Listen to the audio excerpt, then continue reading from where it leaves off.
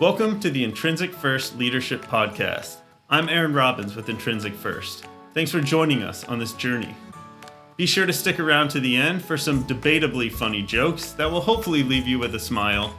And don't forget to like and subscribe to stay up to date on our latest episodes. We're here to support you, and we'd love to hear from you. So drop us a comment below or reach out to us directly at info@intrinsicfirst.com. Ready to dive into the world of leadership? Let's get started.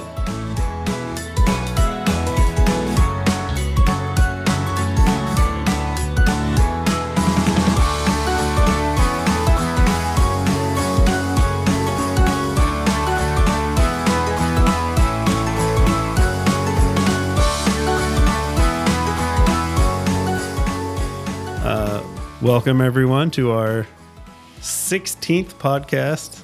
Wow. Yeah. It's moving along. I am Aaron Robbins. Jimmy Karam. And Drea Zagarmi. Yeah, we went in different order. That was Trying to clockwise. keep the audience on their toes. Right.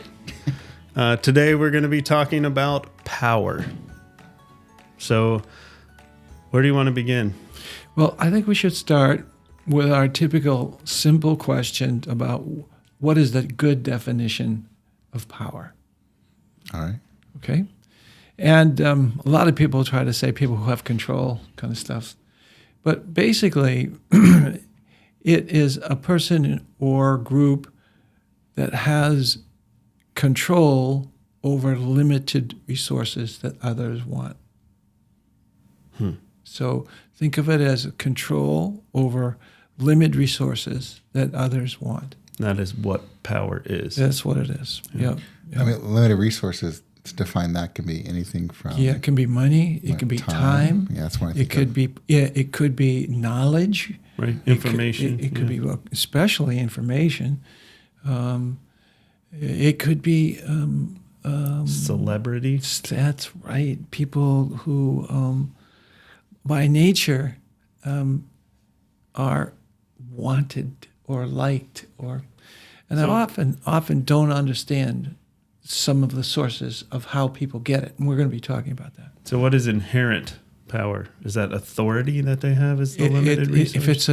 If you mean inherent, meaning like I'm a boss in an yeah, organization. a role. Yeah. A role. Yes, that's we call that legitimate power. Legitimate. Yeah, you have the right to make a decision that no one else makes. But what is the resource that is in limited? Obviously, imagine being able to control what you think is okay. Let's say, for example, you're a policeman, and you have the control over an area you patrol, and you can let people in or out. Even a doorman at a really special club could be an example of, and that's position power or authority power. Yeah. I'm not I haven't really studied power so much. So I'm going to be asking a lot of questions just to clarify a lot of this. Well, as we get into it, the research says that there's, and it's French and Raven was the first one who did some of the stuff in around the late 50s, and they were talking about 6 forms of power.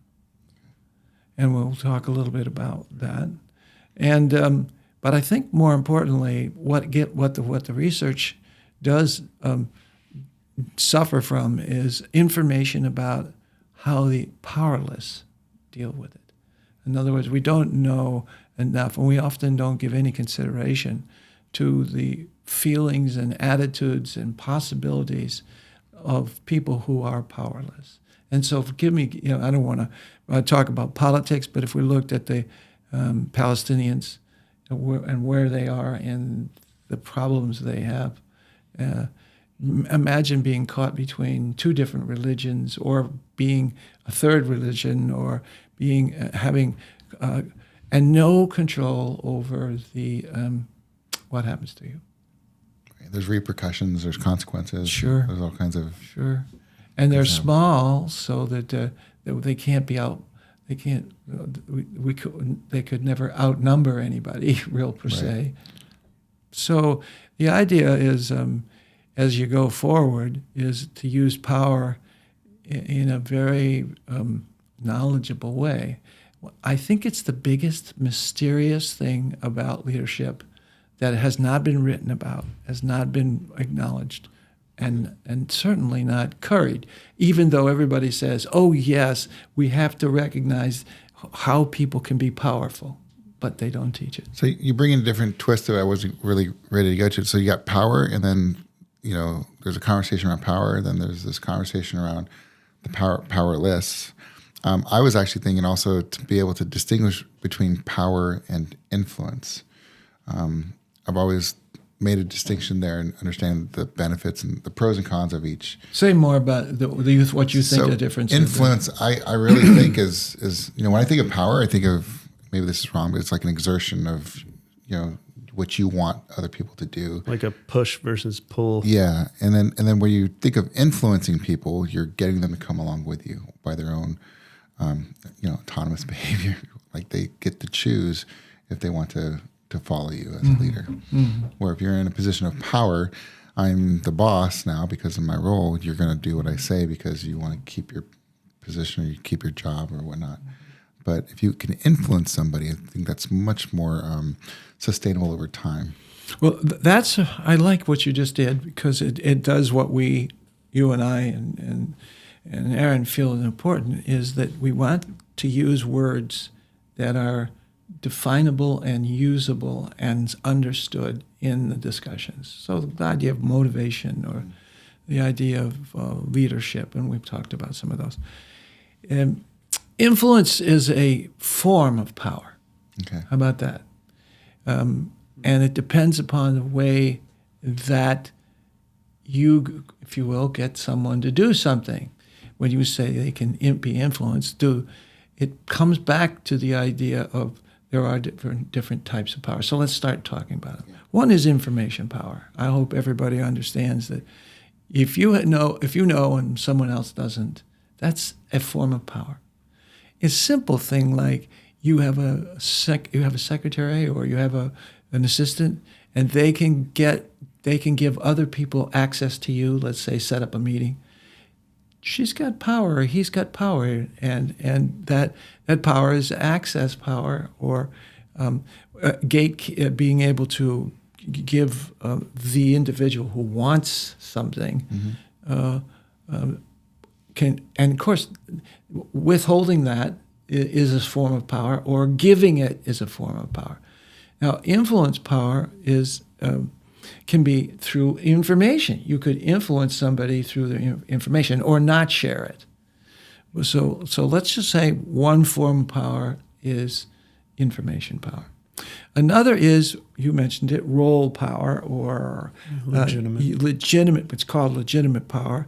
And so when you get appointed the assistant for whatever that is you suddenly have a role that enables you to make decisions over something that somebody else may want. Is that different than it puts you in a position of authority? Position power or authority, or what you called it before was what? Legitimate power. Okay. That's all forms of the same things. Position power. Okay. So we have information power.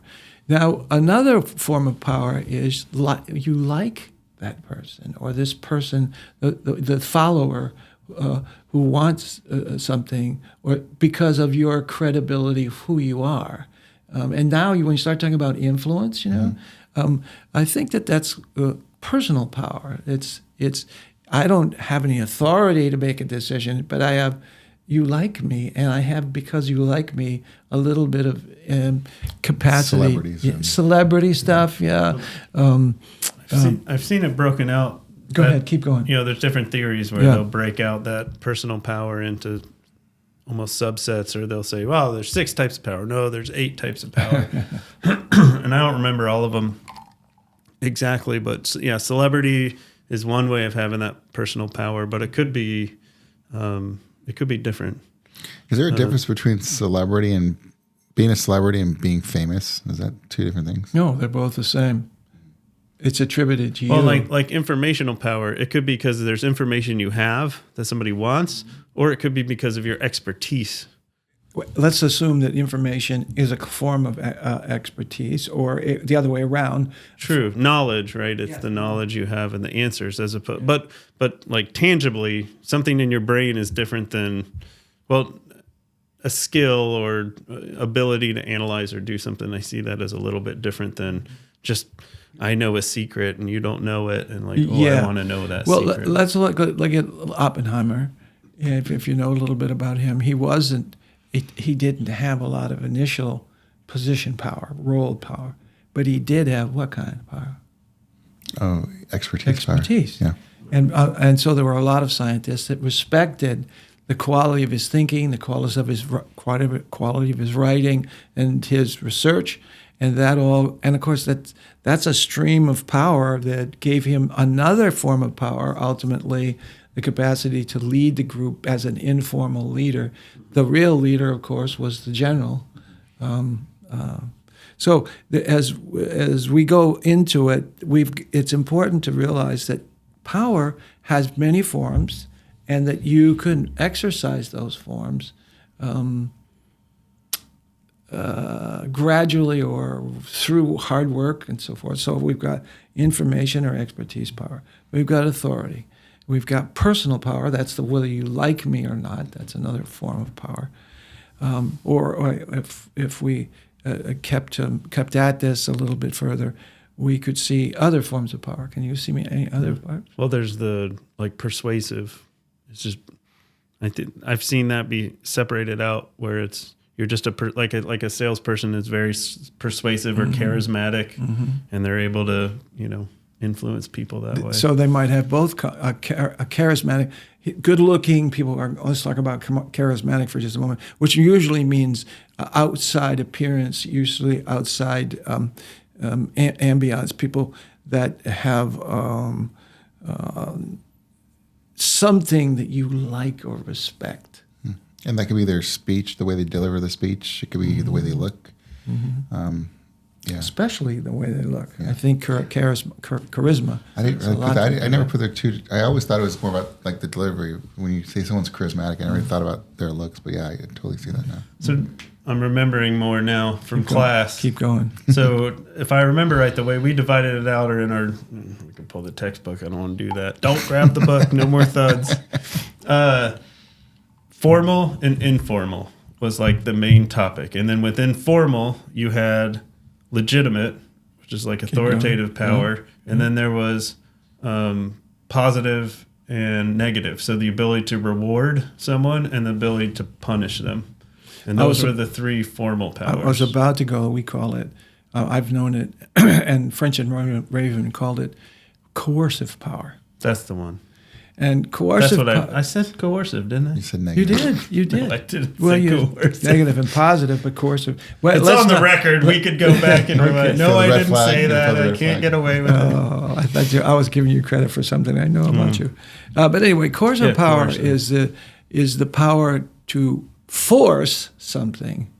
Often, and we can, of course, force could be putting someone between their choice to say no or yes, and if they don't do that, it's consequentially levied to them. For example, I'm not going to pay you, or I'm not going to give you, or I'm not going to do, versus I will give you that. And so you have reward power and coercive power, and they're related.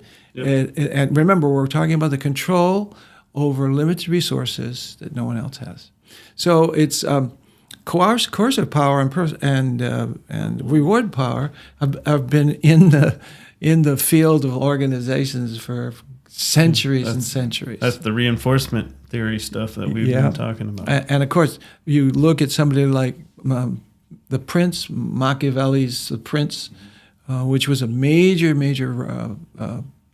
mid-century, I think before 1,000 years.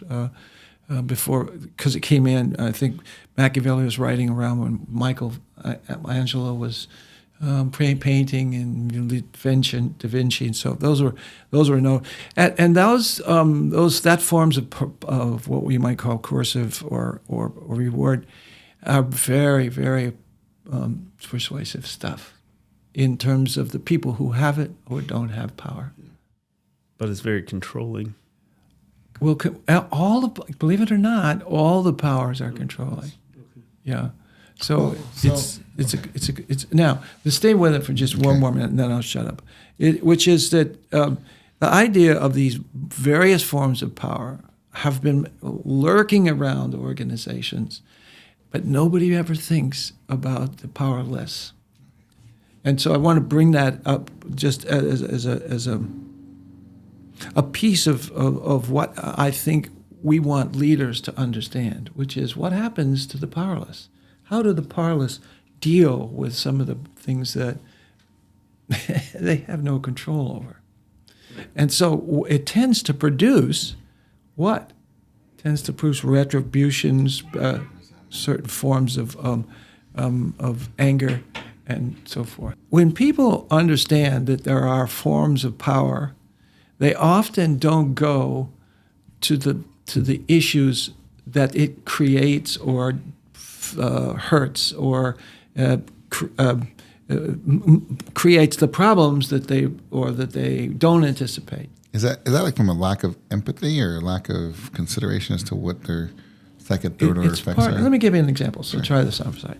Let's say you come to me and you say, Drea, and you work for me. I've realized that I want to go to this workshop over here in Las Vegas, and I want, and I can learn a skill that will be really helpful to me and to you for the company. And you say to me, well, let me consider that. How much will it cost? You can give me the figures and so forth and so on. I give you the information I need to convince you that you'd let me go. And then you after we meet again, you say to me, Drea, I thought about this, and I realized that I can't do it. I'm not going to do it. And it's not because I don't have the money, but I have to tell you, if I do this with you, I have to do this for everybody else in the precedent setting. Oh, I can't set that precedent. I hate that. I can't. I just can't do it. I wish I could, but I can't. So my answer to you is no. Now, what's wrong with this? Everything. What does it? What possible ways could I go?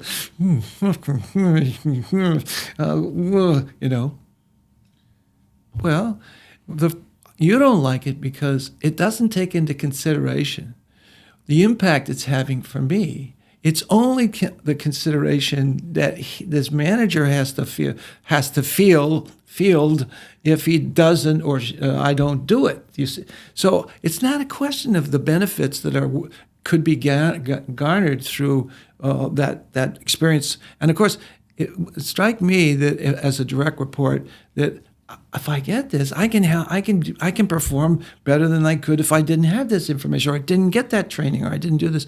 And you're not looking at what that does to me or for the company. You're just looking at, you don't want to have to defend it again with somebody else. That's it right there. Being able to defend it again. And why? So one of the most valuable lessons I learned as a military officer is because of this power position, you have the ability to say no, and to go the extra mile, if you're going to say no to anything, you should be able to explain why you said no. I just did. I said I don't want to have to and to be able to articulate what's the real reason. Let's say the whole I don't want to set precedents. I hate that. That's just the worst cop out ever. And so there's probably an even deeper meaning there why you said no to whatever the request is. But it's just important to articulate your rationale for making that decision. Whether they agree with you or not, at least they have a better understanding. Well, in this particular case, what it is position power, and I make a decision because nobody else is going to okay it except me, and so it's the person who's powerless often ends up becoming resentful to the fact that it's not an acceptable answer, that you have to defend it to other people.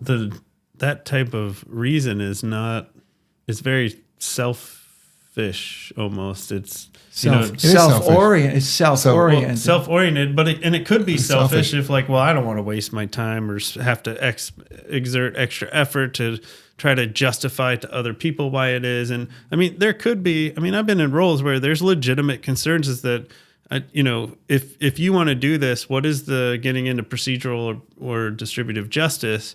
What if everyone else wants to do it and I don't have the money and then you get to go just because you asked first? But it shouldn't be, in my opinion, it shouldn't be a, no, you can't do it because if everyone else and we're setting a precedent, in my opinion, it should be, no, as the leader, I'm going to put in the effort to try to make this work for you. And if I'm concerned about the appearance of fairness or equity, then I'm going to go, let's go out to everyone and see who wants to go. And then we'll see, maybe no one else wants to go and you're good, easy day. Or maybe we need to relook at our policy and say, well, we're going to allocate a certain amount of money to everybody, knowing that not everyone's going to use it. And that if you come and you say you want to do it, then yeah, you can do it. Or it's something where we'll do a lottery and then hopefully you still get in or. But everything you just did there was to lay it all out, like all the potential reasons for doing it or not doing it. And what I'm saying is a lot of leaders don't even take the time to do that. No, I know. It's because it comes across lazy, like they don't really care. Or they just They're say not no, here for me. or I don't want to set a precedence, whatever the case is. And it's just, there's always more to the reason why you're making that decision. And so I think as a leader, it's up to you to actually do that little research or soul searching and figure out why are you saying no? And then be able to articulate that in a manner that's not detrimental to the organization or to the powerless that we're talking about here in this case. Let's keep going because you're hitting on some really important points. And I want to just add a couple of other things. And then what do you think about the idea that power then becomes a network? It becomes like-minded people having the same frame of reference. And as a result, you trade on that as a powerful individual by trying to get people who think the same way you do, which allows them to then anybody who wants to buck that or wants to overrule that harder. We call that politics. I mean, there is a form in every work life of a politics in the organization. Who do you know? Who would you engender or endanger or would? So liaisons become political, and when organizations become, it's who you know and who you. Yeah, they say business is not what you know, it's who you know, right? That's right. That's right. So those kind of things then become. I want you to hear, a network of and so the idea of resources become even more important and less accessible to the powerless. Right. And so it just kind of perpetuates, right? As you start to build this coalition of like-minded people, it also creates this environment of exclusivity, right? Like, because you're now there's right. multiple. You're not in a club, right? Yeah. There's multiple gatekeepers. Who's getting allowed into the club? We hadn't talking about that, but right. Referent power. Who do you know? Right. Is another form that can be informal power. Yeah, that's right. That's right. So the question I would be asking if I was a leader is: are there forms of power that can be facilitative and more positive, less negative, and less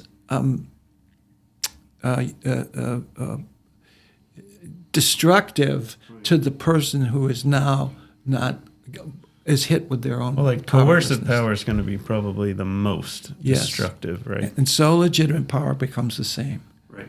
But information power, interestingly enough, is if I give you, if I have information and I provide that for you, I gain in power, but it's not negative in some ways. Now, assuming the person I'm talking to is not a spy and got to go right into it, I'm trying to give people the information power and personal power, and things. Those two for sure can be very, very positive in the organization. Yeah, I lead to less trust. I mean, more trust and less fear. No, I think in terms of motivation, we talk about like Ryan and DC, and they talk about controlling language or informative language. And that's exactly what we're talking about here as well. That's exactly where we're going. And I want leaders to realize that you can hurt yourself and garner a great deal of resentment in places where you don't want to, especially in the powerless, because the powerless will kind of, no, don't go there. Jimmy, don't ask for the resources there. That's not the place. If you go over here, this person would more have to give you the resources to go to that training that you want. And he or she is a really a caring person who can then help you think your way through it and lead you to where you want to go. Ultimately, you want that kind of person who is facilitative to do it. So, we've already hit a 20 to 25 minute mark. Mm-hmm. Why don't we call it today, and we'll just keep going on power. I think these are deep topics. So motivation took 2 episodes. I think this one will as well. So should we do a joke to finish this first half? Yeah, I think my sister's going hunting. I was asking her where is she going hunting. She said Alaska, and I said, well, don't worry, I'll ask her. I messed that joke up. No, I messed it up. Damn it. I'm so bad at this. She said Alaska. No, I was like, you're so, yeah. My sister went hunting, and then you say, where did she go hunting? And then I say, Alaska. And then you say, don't worry, I'll ask her myself. I'll ask her. You didn't get that? Very quiet. Mm-hmm. I'm gonna. Can I tell the rectum joke now? Do the rectum joke. So much better than that joke. God. It's a Little Johnny joke. They always are great jokes, but they're kind of borderline, right? Do it. Yeah, that's the one where Little Johnny comes crying to class, and the teacher's like, "Oh, Little Johnny, what's wrong?" And he's like, "Oh, my dog. He was running across the street." And the car came and hit him right in the I can't say that, can I? Right in the bum. Right in the butt. I got to start over right now because I got to cut it all out. You're good. All right. So little Johnny comes to class and he's crying and just ball of tears. And teacher's like, little Johnny, she says, Johnny, what's wrong? Why are you crying so much? He's like, oh, my dog was crossing the street and the car came and just hit him right in the butt. And she's like, you mean wrecked him? He's like, wrecked him? Shoot, it nearly killed him.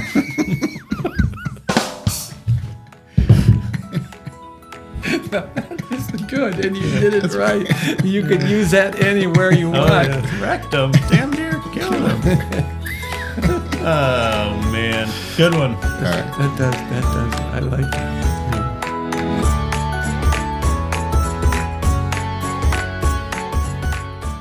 Congrats. You made it to the end of the episode. Thanks for tuning in.